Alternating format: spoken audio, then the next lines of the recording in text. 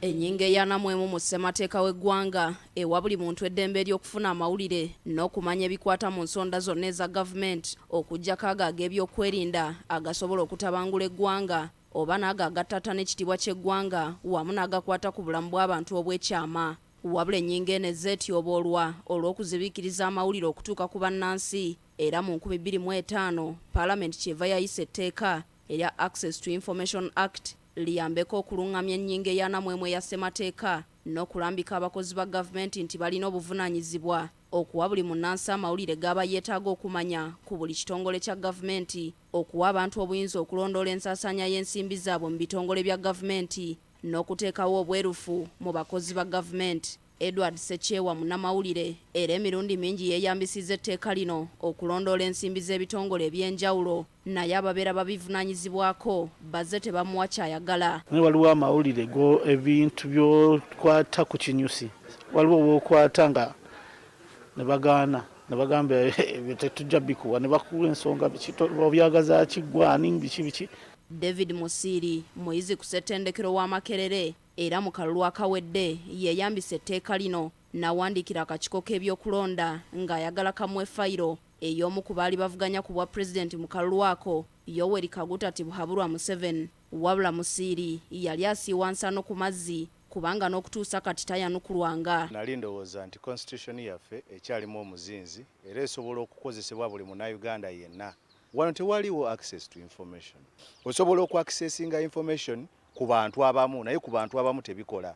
Bakanso Male Mabirizi yavaayo n'akozesa etteeka lyerimu ng'asaba information eya presidential candidate by then ayali Robert Sentamu Kyagulanyi n'agifuna, naye nze bwe navaayo okusaba information ya presidential candidate Tibuhaburwa Museveni baalemererwa okumpa ki information yonna wadde okumpa reply nga buli gy'otuuka mu office bonna batya buti.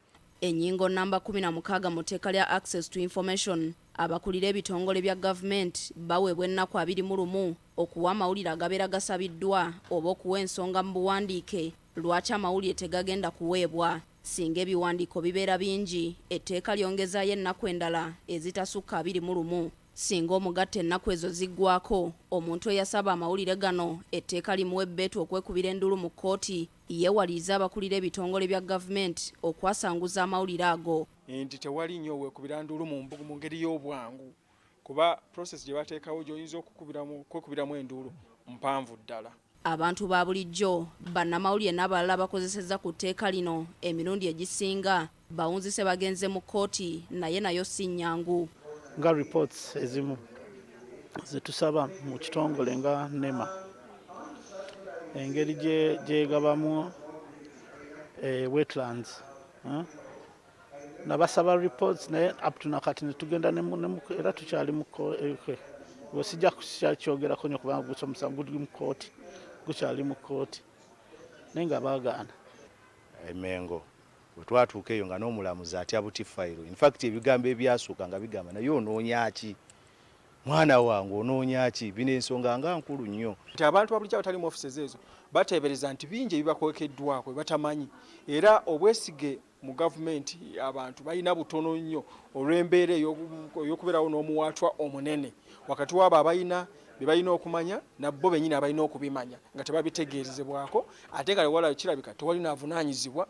Robert Sempala alozezza ku mbeera eno agamba nti okuzibiikiriza amawulire tekikoma kumaamulako bantu ddembe lyabwe ery'okumanya naye kibakuumira ne mu nzikiza ebikolwa ebikyamu ng'obuli bw'enguzi n'okukozesa obubi ensimbi z'abantu olwo ne byegiriisa mu bitongole bya gavumenti. Abantu okwekengera gavumenti kungi nibo bagamba ekituufu balowooza kikyamu, nibo bagamba nti teri kigenda mu maaso balowooza olina ekigenda mu maaso ky'okwese kuba abantu bamanyi nti waliwo culture bawo enkola ey'okuzibira ebyama ebuziizi.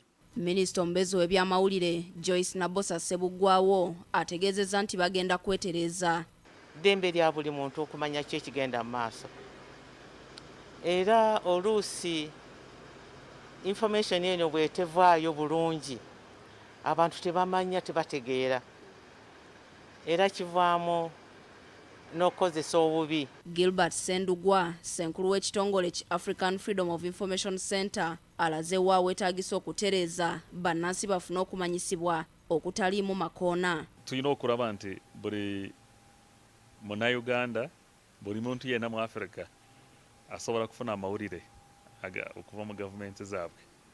Carlton Scovia Nakamya, BBS Telefina.